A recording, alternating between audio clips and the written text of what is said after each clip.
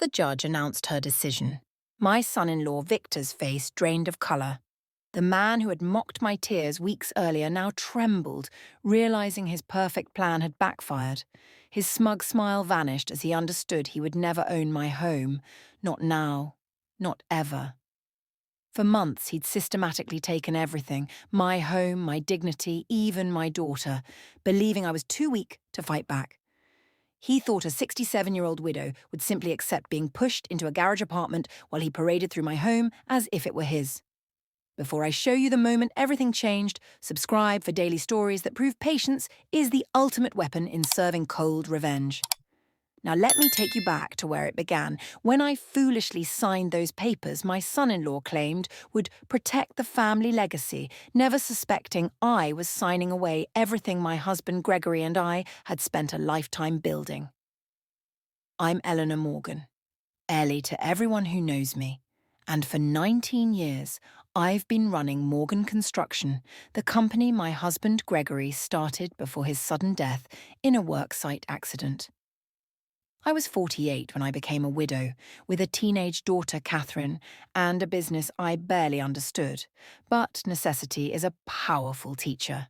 I learned every aspect of that business while raising my daughter alone, developing a habit of meticulous record-keeping that would eventually save me. 5 years ago, Catherine, now 36, married Victor Reynolds, a 38-year-old management consultant with charm that could sell sand in a desert. I was genuinely happy for them. Victor seemed successful, ambitious, and most importantly, devoted to my daughter. His polished manners and business acumen impressed me initially. Here was someone who could protect Catherine after I was gone. The first signs of trouble were subtle. About 2 years after their wedding, Catherine became pregnant with my granddaughter Lily. That's when Victor's comments about my house began. "This colonial is beautiful, Ellie. 4 bedrooms is a lot for just one person, though," he remarked during Sunday dinner, his tone casual but eyes calculating. "It's where Catherine grew up," I replied simply, "and plenty of room for when you all visit." When Lily was born, Victor's suggestions became more frequent. "Have you thought about scaling down, Ellie? This place must be expensive to maintain on your own." What Victor didn't understand was that Gregory had built our financial security thoughtfully. The mortgage had been paid off years ago and the business provided comfortable income. But Victor's comments continued, always framed as concern. After one family dinner, I momentarily lost my train of thought mid-sentence, something that happens to everyone occasionally. But Victor noticed, and after that, his suggestions about the house included thinly veiled concerns about my declining health and ability to manage alone. I converted my downstairs study into a nursery so Lily could stay over. And for several months after her birth, I watched her 3 days a week while Catherine eased back into work part-time. Those were precious days. Lily sleeping in the nursery where her mother once slept, me working nearby, the house filled with new life. Victor rarely visited during these times, but when he did, his eyes would scan the rooms as if taking inventory. Catherine rarely contradicted her husband openly. When Victor would make comments about my big, empty house, she would quickly change the subject or suggest we have dessert. She'd always been conflict avoidant, preferring to smooth troubled waters rather than make waves. This tendency had intensified during her marriage. Then came the fall that changed everything. Nothing serious. I twisted my ankle working in the garden, but Victor and Catherine insisted I stay with them while I recovered. "It's settled," Victor said, not really asking. "You can't manage stairs with that ankle." During my 3-week stay, Victor suggested we meet with an attorney to help organise my affairs. The attorney, Howard Beck, came to their house one evening, a sleek, professional man who referred to Victor by his first name with an ease that suggested familiarity. "Mrs. Morgan, placing your property in a family trust is simply prudent estate planning," Beck explained, sliding glossy documents across the table. "It protects everyone's interests." Something felt off, but Catherine seemed so relieved by the idea. "Mum, it would be such peace of mind," she said, squeezing my hand. I agreed to review the documents but wanted my own attorney to look them over. Victor nodded agreeably. Of course, Ellie. We want you completely comfortable with this. What I didn't know then was how my son-in-law had orchestrated events to ensure I would never get that second opinion. In the background of all this was Frank Sullivan, Gregory's best friend and former business partner. At 72, Frank had stepped back from active management due to arthritis, but remained a trusted advisor. When I mentioned the trust to him during his visit, he frowned slightly. Might be fine, Ellie, but get your own counsel. A home is more than just property. I intended to follow his advice, but Victor had other plans I wouldn't understand until it was almost too late. The day after my conversation with Frank, I received a call from a contractor. Mrs. Morgan, we're scheduled to begin your bathroom renovation tomorrow. Mr. Reynolds gave us the key. What renovation? I asked, completely confused. Complete overhaul of the master bath, he replied, equally puzzled. Mr. Reynolds said it was all arranged, said you'd be staying with your daughter until completion. Before I could properly investigate, Victor arrived with the boxes. Perfect timing with the renovation, isn't it? Since you're already here, you might as well stay until it's done. The contractor says it'll take at least 2 weeks. This pattern continued. My house became mysteriously unlivable, just as I was preparing to return. First the bathroom, then electrical issues, then a sudden problem with the heating system. Meanwhile, Victor kept producing paperwork that needed immediate attention. Documents would appear, then inexplicably disappear before I could review them properly. We must have filed it already, he'd say with practiced concern when I asked to see previous drafts. The ankle pain medication Victor had suggested made me foggy, something he pointed out to Catherine with increasing frequency. Your mum seems confused again, he'd say, just loud enough for me to hear. I'm getting worried about her living alone. The final manipulation came during Lily's first birthday celebration.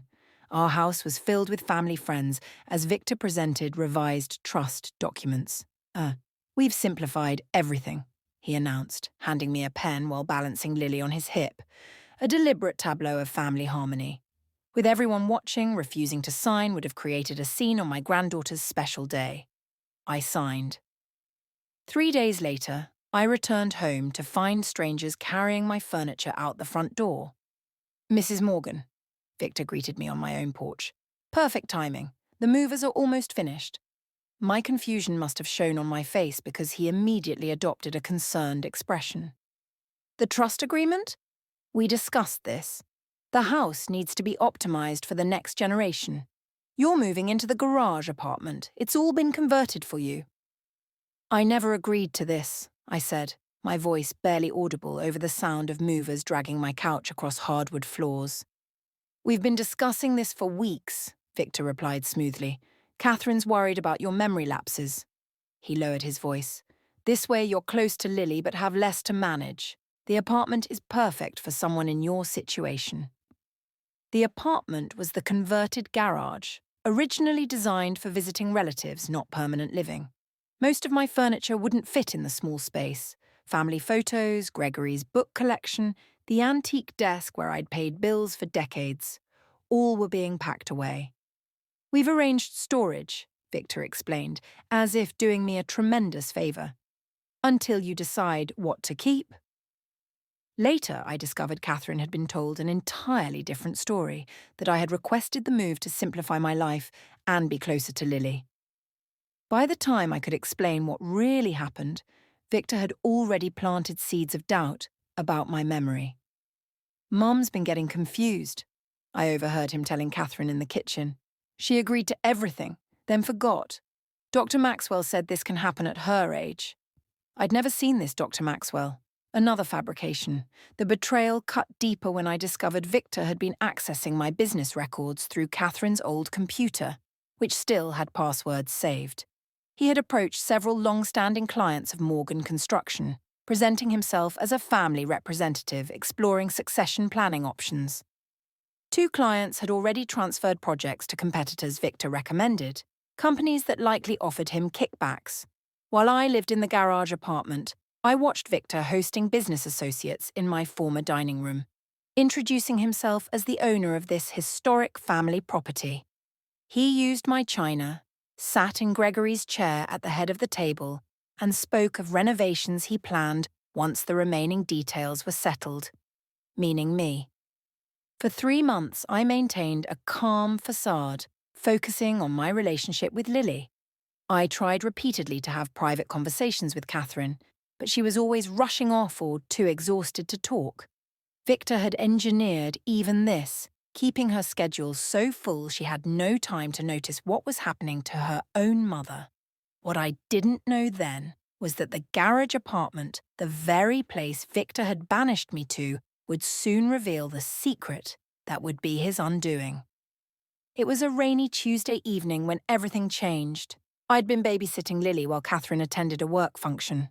Victor wasn't expected home until later, but his car pulled into the driveway just as I was reading Lily her bedtime story in the main house. He entered with 2 men in business suits, clearly surprised to find me there. His smile tightened as he made quick introductions. "Gentlemen, this is Catherine's mother. She helps with childcare occasionally. Not Ellie, not Mrs. Morgan, just Catherine's mother, as if I had no identity beyond that." "I'll just finish Lily's story," I said, noting his discomfort at having me in what he now considered his home. "Actually," Victor interrupted, "I need to discuss something private with these gentlemen. Would you mind taking Lily to your apartment?" I nodded and gathered Lily, but she began to fuss, overtired and not wanting to leave her room.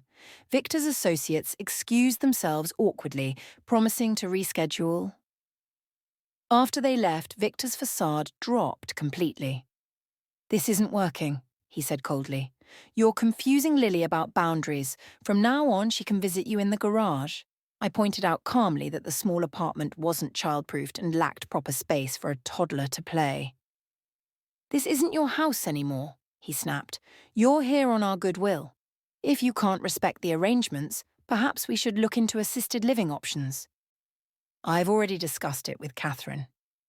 The casual cruelty of his statement and the revelation that he'd been planting seeds with Catherine about removing me completely hit me like a physical blow. For the first time since this ordeal began, I felt tears welling up. Victor's response to my emotional moment was a dismissive smirk. "Save the waterworks," he said. "They might work on Catherine, but I know manipulation when I see it. My own mother was an expert." I retreated to the garage apartment, feeling truly defeated for the first time. The rain had intensified, pounding the roof with a fury that matched my inner turmoil. As water began seeping under the door, the old drainage problem Gregory had always meant to fix properly, I placed towels along the threshold. While kneeling there, I noticed something odd about the floorboards near the kitchenette. One seemed slightly raised at the corner. Pushing aside a small rug, I discovered the board was loose. When I lifted it, I found a metal box. Inside was a folder of documents in Gregory's handwriting. Contingency plans for the business, letters to Catherine he'd never had a chance to give her, and most significantly, the original deed to our property with unexpected legal annotations. Gregory, with his characteristic thoroughness, had created a hidden failsafe I never knew about. Also in the box was a small address book with one name highlighted, Abigail Winters, Gregory's cousin who had become a family court judge. We'd lost touch after the funeral, but according to Gregory's notes, Abigail had helped structure our property ownership in ways I'd never fully understood. As dawn broke, I made a decision. Wiping away the last tears Victor would ever cause me to shed, I reached for my phone. The first call wasn't to Abigail directly, but to Frank Sullivan. We met at a diner far from my daughter's neighbourhood. When I showed him Gregory's documents, his expression shifted from concern to grim satisfaction. "Gregory always was 10 steps ahead," he said, studying the notes. "But Ellie, are you sure you want to pursue this? It will change things with Catherine." "Victor has already changed that," I replied. "I just want the truth to come out and for him to face consequences for once." Frank connected me with his former law partner, Marianne Wilson, who specialised in estate disputes. Under attorney-client privilege, we reviewed the legal foundation for my claim. The documents revealed something remarkable. Gregory had established a rarely used legal structure called a life estate remainder. This granted me complete control of the property during my lifetime, with ownership transferring to Catherine only after my death. The trust documents Victor had manipulated me into signing directly conflicted with this arrangement and were legally unenforceable. Meanwhile, I gathered evidence of Victor's business interference, contacting old clients under the guise of a retirement announcement. Two provided emails where Victor had misrepresented his position in relation to Morgan Construction. My plan hit its first obstacle when I discovered Victor had installed security cameras around the property, including one monitoring my garage apartment. This complicated my ability to meet with allies or leave without scrutiny. My neighbour Diane provided the solution, creating a schedule of plausible outings that gave me cover. A more serious setback occurred when Catherine found one of my notebooks containing meeting notes. I claimed I was documenting my experiences for a seniors support group. She seemed sceptical but was distracted by Lily's sudden fever. The most delicate part of my plan involved Marcus Reynolds, Victor's estranged uncle. After careful research, I arranged a seemingly accidental meeting at the coffee shop Marcus frequented. Our conversation revealed he harboured guilt about not intervening during his brother's financial downfall, which had profoundly affected Victor as a teenager. While not fully bringing Marcus into my confidence, I planted seeds about Victor's treatment of me and Catherine's growing unhappiness. Being forced from my own home at 67 was a humiliation I never imagined facing. The hardest part wasn't losing my possessions, but watching my daughter slowly become a stranger under Victor's influence. Family betrayal leaves scars that never truly heal. What would you have done in my situation? Like this video if you believe I had the right to fight back, and comment your thoughts on whether keeping peace is worth sacrificing your dignity. Throughout this period, I maintained my peaceful demeanour around Victor and Catherine. The emotional toll was significant. I lost weight, struggled with insomnia, and questioned my choices nightly. Was I betraying Catherine by moving against her husband?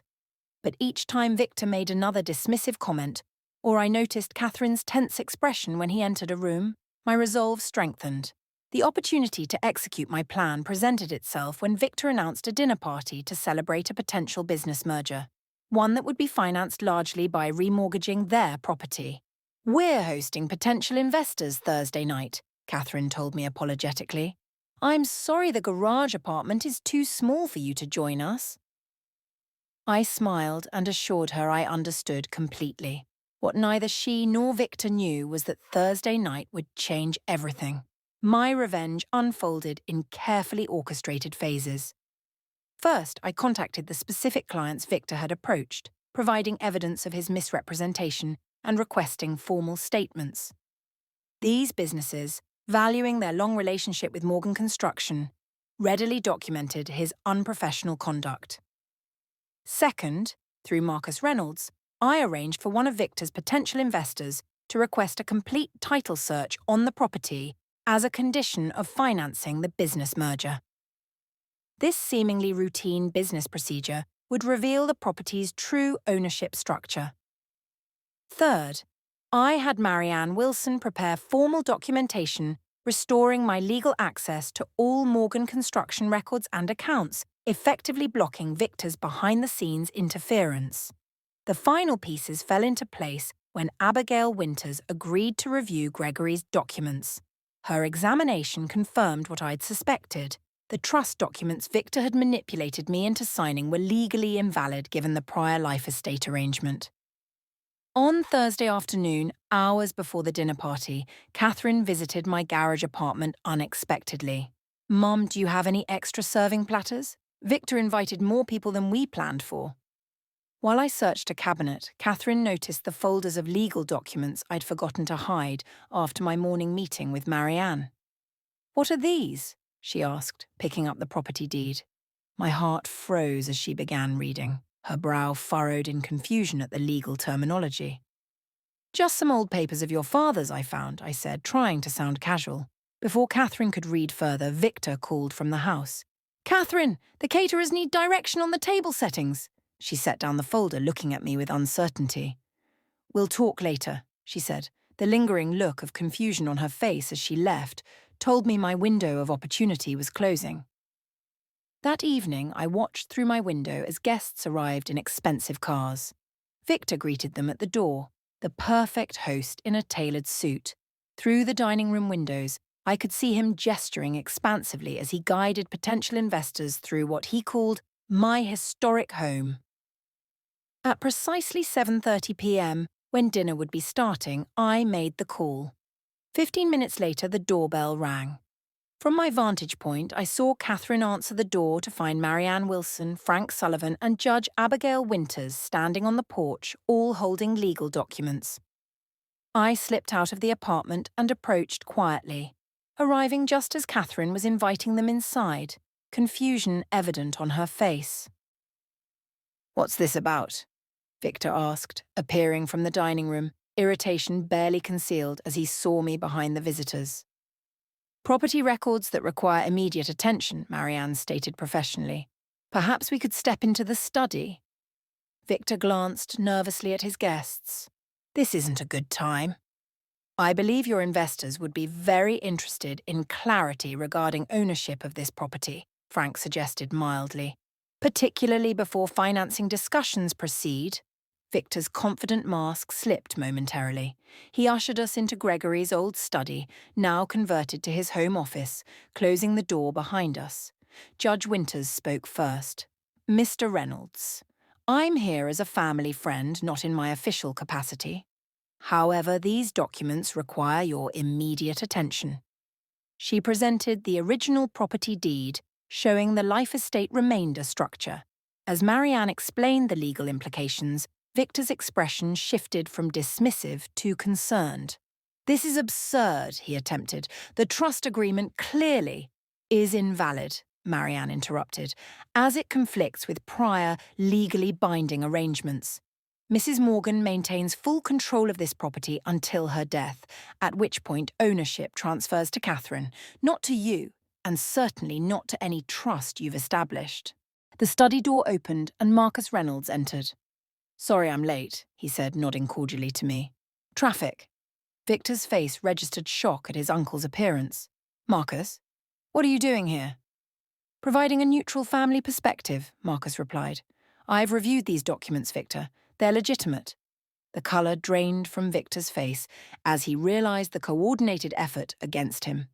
His hands began to tremble slightly as he gripped the edge of Gregory's desk, the desk where my husband had likely prepared these very documents years ago, anticipating a day when they might be needed. "This is ridiculous," Victor attempted again, but his voice lacked conviction. "Catherine and I have been managing this property while Ellie transitions to simpler living arrangements. These documents are outdated. Actually," Judge Winters said, "life estate designations supersede subsequent arrangements unless specifically revoked by the life tenant, which Ellie never did. Furthermore," Marianne added, "we have documentation of repeated misrepresentations regarding Morgan Construction to long-standing clients." Victor's eyes darted between us, calculating. "Where's Catherine? She should be part of this discussion." "I'm right here," my daughter said, stepping into the study. She had been listening from the hallway. "Mum, what's happening?" As I began to explain, the doorbell rang again. Catherine excused herself and returned moments later with a courier delivering additional documents, the final piece of my plan. "The educational trust documents," Marianne explained, taking the envelope. Victor's confusion was evident. "What educational trust?" Judge Winters smiled slightly. "Gregory established a separate educational trust for Catherine and any future grandchildren, with Ellie as trustee. This trust, untouched for years, has accumulated significant value. Catherine and Lily have financial security regardless of your business ventures, Victor." Victor's hands were now visibly shaking. The man who had mocked my tears weeks earlier now struggled to maintain his composure as his carefully constructed plan collapsed. When he finally spoke, his voice was barely audible. "The investors are waiting. I believe they were just leaving." Marcus said, having excused himself momentarily to speak with the dinner guests. Something about needing more clarity on property collateral. In that moment, Victor understood he had lost everything. The house, the business connections, the leverage over Catherine, and perhaps most painfully the respect of his uncle whose approval he had desperately sought. The dinner party dissolved quickly, investors making polite but hasty exits. Victor retreated to pack an overnight bag, announcing he would stay at a hotel while this misunderstanding was resolved. Catherine, stunned by the evening's revelations, sat with me in the kitchen, our kitchen, long after everyone else had left. "Why didn't you tell me?" she asked, tears streaming down her face. "I tried," I said gently. "But Victor had convinced you I was confused, forgetful." "I should have known better," she whispered. "I should have protected you." "You were trying to keep peace," I said, taking her hand. "Victor is very convincing." Over the following days, Catherine and I had many difficult conversations. I showed her all the evidence. Victor's emails to clients, the security camera monitoring my apartment, even recordings of his dismissive comments about my declining mental state. "I was so blind," Catherine said, her voice breaking. "I chose peace over truth, and it nearly cost me my mother." Catherine decided to separate from Victor pending serious discussions about their future. If they were to have any chance at reconciliation, she insisted on complete transparency and counselling. Meanwhile, legal restructuring returned property control to me. Catherine and Lily remained in the home with me, but with clear understanding of ownership. Victor's attempts to contact former business associates met closed doors. Word had spread quickly about his deceptive practices. The educational trust for Lily, revealed during our confrontation, proved to have significant value, nearly $300,000 for her future education. This financial security allowed Catherine to make decisions without fear, including reducing her work hours to rebuild our family bonds. My feelings about the outcome were complex. Justice had been achieved, but at a cost to family harmony. Catherine struggled with guilt over her role in my mistreatment, while I reassured her that understanding Victor's manipulation was part of her own healing process. Reclaiming my home brought both joy and sadness. Joy at returning to spaces filled with memories of Gregory, sadness at the family fractures that remained. Items from storage were returned, and slowly the house began to feel like home again. Perhaps most poignant was dismantling the security cameras Victor had installed. "No more watching," Catherine said as Frank helped remove the last one from overlooking my garage apartment. "Just family taking care of each other." In quiet moments, I reflected on Gregory's extraordinary foresight. His protection had extended beyond death, anticipating potential threats to our family security. The revenge itself hadn't been about punishing Victor, but revealing truth, allowing Catherine to see clearly and make informed choices about her future. Some family wounds may never fully heal. Victor and Catherine entered counselling, their marriage hanging by a thread. For Lily's sake, I remained civil during Victor's visits, though our interactions were minimal. Whether he deserved a second chance wasn't my decision to make. Catherine needed to determine that boundary herself. The garage apartment was converted back to a proper guest suite. Sometimes, when passing it, I remember those months of exile, but also the discovery that ultimately saved our family legacy. There were moments of doubt and heartache along the way, nights spent crying silently in that garage apartment, wondering if fighting back was worth the risk of losing my daughter completely. Times I questioned whether Gregory would approve of my actions, or if I was becoming something I'd never wanted to be. But standing here now, on the threshold of a new chapter filled with possibilities I hadn't dared to imagine, I knew without question that it had been worth it. My home restored, my daughter's eyes finally opened to the truth, and my granddaughter's future secured, not through bitter vengeance, but through the revelation of truth that my husband had prepared for long ago. If this story resonated with you, please don't forget to hit like and share with someone who might need a little encouragement that they can reclaim their power too. Also, subscribe to Her Silver Truth to continue joining us on upcoming journeys of healing, justice, and transformation. What would you have done in Ellie's place when Victor mocked her tears? Would you have fought back or kept the peace? Share your thoughts below. Thank you for watching. For